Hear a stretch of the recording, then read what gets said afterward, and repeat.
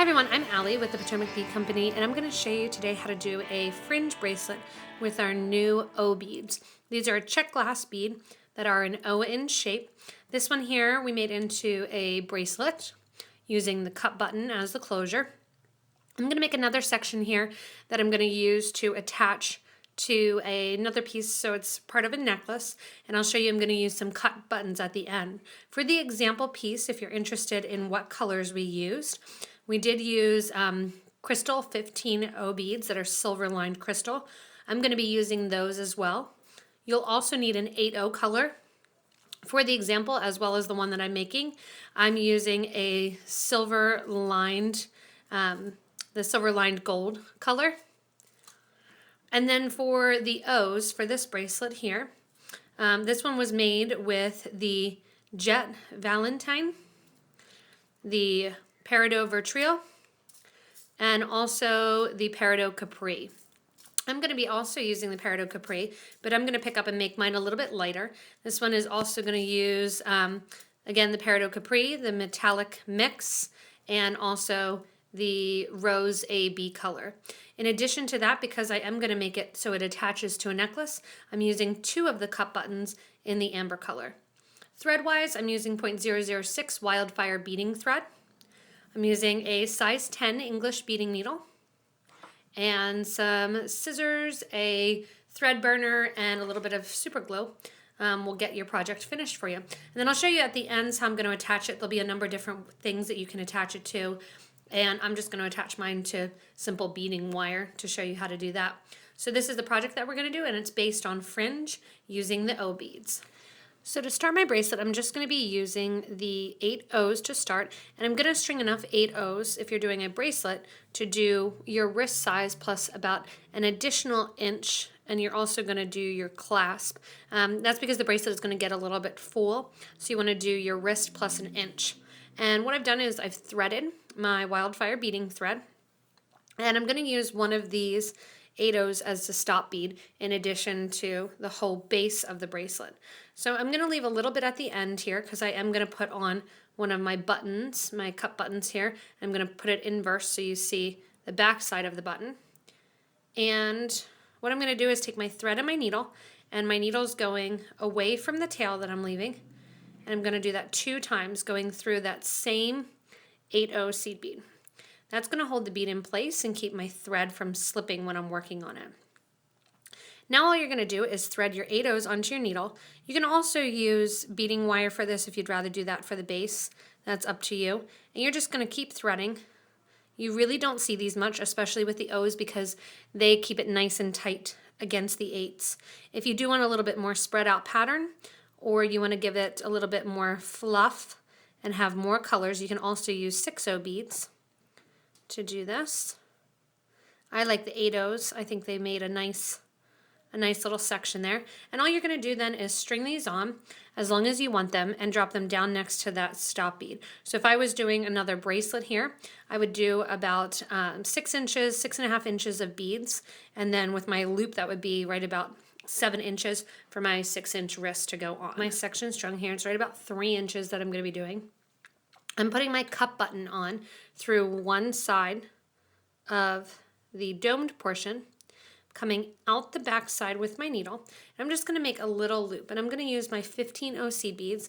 Again, it's that silver lined crystal color. And I'm just going to make a little tiny loop. And this is what I'm going to use then to attach to my beading wire. If you want to make a bigger loop, you could also attach it to leather. You could attach it to just a simple strung project. Kind of up to you. And once I have my simple loop here, what I'm going to do is, or my beads on here to make my simple loop, I'm going to take my thread and needle back down through the cup button, so that way I'm coming down towards the bracelet. When I pull tight, then that's going to get me just that little loop there with those 15 O's. And that way that's going to be able to be hold on to my beading wire. We will come back through and reinforce this when we come back end to end. Because we've created the base, now we're going to add our fringe. Once we get to this end, we're going to add the cup button come back again, go back through. So you will get to reinforce that section.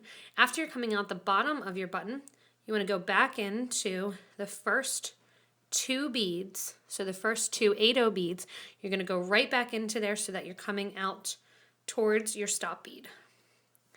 I'm going to give it a nice tight pull, and that's going to pull that loop close and have that cut button there.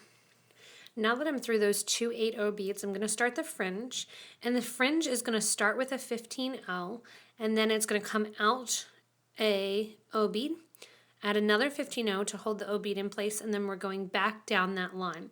So on goes a 15/0 bead, on goes one of my O's, and a 15/0. So that's going to be your pattern constantly throughout the bracelet. You're going to let that drop down next to that second bead. You're going to go through, so when you're looking here, we're going to go through, back through the O bead, back through the second 15/0, which would actually be the first one that we would put on, and we're going to come out. What that's going to do again is make that 15/0, the first one, hold nice and tight. So when you're doing this, you're going to notice that the thread wants to kind of pull away from it. You need to push that O bead down next to the first 15/0 that you put on, and then give a nice tight pull, and that's going to get rid of some of that thread. If you do have a little extra thread showing, because this is a fringe project and because it's kind of fluffy that you see a bunch of different layers, you won't see it too much, so it's not something to worry about. Once you have it through that 15/0, you're going to take your needle and sew through the next 8/0, so that would be the third 8/0 in line. You're going to come out that third 8/0 with your needle, and we're going to get ready to repeat. So again, on goes a 15/0, one of my O's, 15/0, let that drop down next to my project. Take my needle and thread back down the O, back down the 15/0, and at the same time, if you want, you can also take it down through your next 8. That'll kind of save some time if you're able to do that all at once. And that's your next piece of fringe. So on again, 15, O, 15. I'm going to drop those down next to your 8/0s. Go back through the O, back through the 15, and through the next size 8 in line. And give a little tight pull. You're going to continue that pattern the whole way to the end. Once we get to the end of this row, we'll add our next cut button, and then we'll show you how to add your next color as well. So as I get to the end here, I have just a couple more passes to go, adding those 15/0s and the 11s. I have 2 more passes. The actual stop bead, I'm just going to include it as part of my project. You can take it off if you want, so that's kind of up to you. Once I put on my extra 2 beads here, I'm going to show you then how to attach the other button on the other side. Basically, we're doing the same thing. We're going to mimic it. So I have my thread and needle here, and you just want to kind of get that tail out of the way. And I'm going to put on my last 2 beads here of my first pass. And once I have these on, then what I'm going to do is get ready again to put that button on. So that one there, and I have one, and I'm going to get ready to do one last one because I do want it pretty fluffy next to the button. So I'm going to do the last one, and again, this is going through that stop bead. So it's up to you if you want to take the stop bead off. The thread's going to be covered, so you're not going to see it. So that's, again, your preference of what you want to do. So I have my last one on there, and what I'm going to do now is put my button on, and again, I'm inversing my button just like I did on the first side. I'm going through the back of the button, coming out the top. I'm going to mimic the amount of seed beads that I did over here. So it looks like I have right about 10 on. So we'll count 10 here. And that number can change depending on what design you're doing. And that's going to make my little loop. I'm going back down through the other side of the button and pulling. And then I'm going to drop down through 2 of my beads. When I come back then, I'm going to start adding my pink color of my super duos in the exact same fashion. Now that I have my loops on both ends, I'm going to start back again with that next pass of coming out of that second seed bead again. On goes a 15-0, my rose AB color, rose and line AB, and on goes a 15-0. I'm going to continue down the line. What you want to make sure is just to kind of move the last one out of the way, and then as you're going through your beads, it'll make it easier to see where you're going, because you can get a little bit lost the more rows that you put on. To make sure that you're putting on a bead every pass through, you're just going to kind of move it out of the way, the last bead. And these light pink ones here look almost like a clear sequin. And you're just going to continue right down the row again. And it's not really a matter which direction it's going, if it's going to the right or the left of the last bead. It's really going to turn around, so when you're looking at your bracelet, it's going to turn all around, but you're just going to go through your next pass doing your second color. So I've gone down my row now with my rose line AB, and I have one more pass to do. And I'm going to add that pass and then show you how I'm going to reinforce the clasp on this side. And I'm dropping that down. You should be a pro at this by now. Going through my last bead. Once I go through my last bead, I'm going to come up one side of my button. Once I come up through the button, what I want to do is reinforce the thread that the 15-0s are on. So I'm going to take my thread and my needle, and I'm going to sew all the way down through all of those 15-0 beads. Once my needle is through those 15-0s, I'm going to be coming out the other side of my button, and when I do that, I want to make sure that I'm also, after I come out the base of the button here, going through the first of my 8-0 seed beads. Just going to have to, it's a little tricky here for the turn and in those cups. Once you come out of there, then what you're going to do is we're going to start adding our next row of, or our next pass of our beads, and that for me is going to be the mixed metallic colors. As I'm getting ready to start this pass, I'm thinking that I don't want so much of that mixed metallic in, so I'm going to take some of the pinks and do every other, so I get a little bit more of that light pink in it because it is such a light color.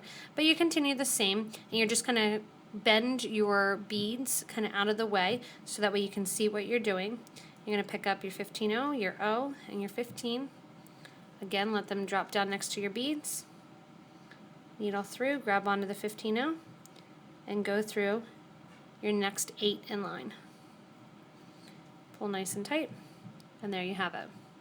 And you're going to, again, continue this the whole way down to the end of the project. Again, I'm going to alternate these two colors. As I'm coming out the end here with my last pass of my mixture of my pink and my mixed metallics, what I'm going to do is just tie these two threads together. This was my original thread, and I'm tying that to my ending thread. I'm just going to do some nice tight ties.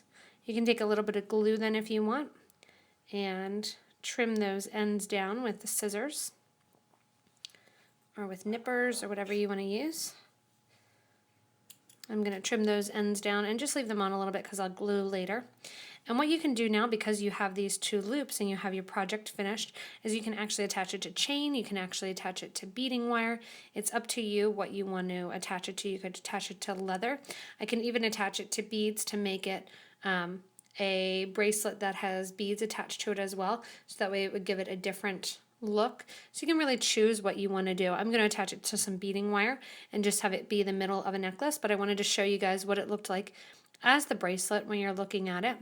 It's a nice width that it's not going to bother you and it's not going to get too annoying. I could, if I want to, make it fluffier by putting another pass going through, which would be 4 passes total. But I like it here at this 3 that it's not too bulky and that it's nice and a comfortable bracelet to wear, not scratchy at all. So I'm going to attach this to some beading wire, and I'll show you guys then the finished project of this little piece. So now that I have my section done, I'm going to take a crimp tube and some beading wire. This is 0.018 bead-along wire, and 49 strand is preferable. You're going to take the wire through the loop that you made, back through the crimp tube, and push that crimp tube down next to your loop you already have made. And I'm going to take my flat nose pliers, or you can take a crimping pliers, that's up to you. And you're just going to crimp that on. I'm going to do a simple design then, so that it doesn't overpower my nice little necklace section, where I'm using some of the O beads as well as some 11O pink beads too, to kind of draw out that pink. And I'm going to string them on, crimp on the clasp, and then I'm going to do the other side as well. So I've gotten my pattern done here just using some seed beads and some of the O beads as well. I'm going to use one of the buttons as the clasp, and all I'm going to do for that is put one of my crimp tubes on. I'm running my wire up through the back of the button, coming out the top here. I'm going to decorate the top with my pink O bead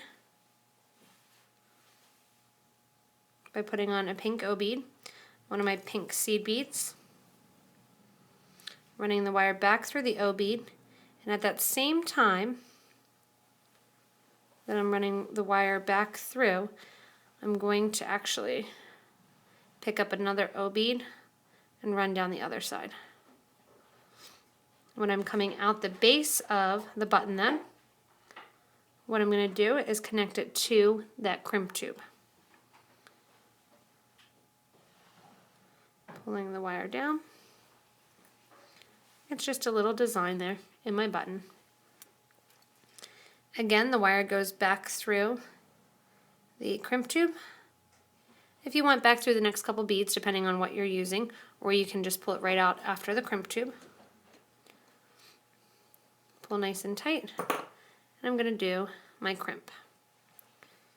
On the other side, I'm going to do the same thing, but I'm going to string a loop after my crimp, so that way I can loop on the clasp for my necklace. Now that I have the other side done and my other side of my design, what I'm going to do is I'm going to put on my crimp tube.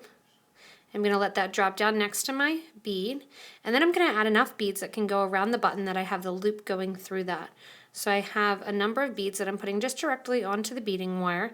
I'm using the wire a little bit like a needle to pick up those seed beads. And you want the loop just big enough that the button is going to fit through, but you don't want it too big that the button's going to slip out. So it's nice and secure. If you do have a project that's really light, say I was just doing this necklace just as seed beads, and it didn't have my O design here at the bottom, you'd want to think about using a lobster clasp with it. I always use lobster clasps if we have a nice light necklace, because that's going to keep it from falling off when you're working with it. So I have my beads on here, and I just need about 2 or 3 more. And then all I'm going to do is I'm going to run the wire, the end of the wire, back through the crimp tube. If you can, back through the next couple beads. Again, if you can't, not a big deal. You're running it back through. I'm going to come out and then after the crimp tube, give a nice tight pull, and I'm just using a flat crimp. I'm going to crimp that loop. After that, I'm going to go in with my wire cutters, cut off that extra wire, and that's going to have the loop for your button clasp to go onto. So you're going to have your necklace design here that you can wear. You can also make interchangeable ones by using lobsters at the bottom that you could make an interchangeable rope. You could add them together. You could even use it as a bracelet. So there's a lot of variety that you can do with this design. But again, you can do it a necklace, you can do a bracelet, you can do a full necklace like this rather than partial. But it's been fun playing with our new O beads. The 15Os hold them in really well, so when you're designing them, you still see the 15O. And our cup buttons too are a nice little addition to that O style. So thanks a lot for watching. Hopefully you've enjoyed and you've gotten some inspiration and some ideas. If you get a chance, you can also check out our Facebook page, Potomac Bead Company. You can also check us out on the web at potomacbeads.com. Go to our locations page and you can visit us at one of our stores. If you can't get to one of our stores to get to your materials, you can also go to thebeadco.com and purchase materials there. So thanks a lot for watching and have a great rest of your day.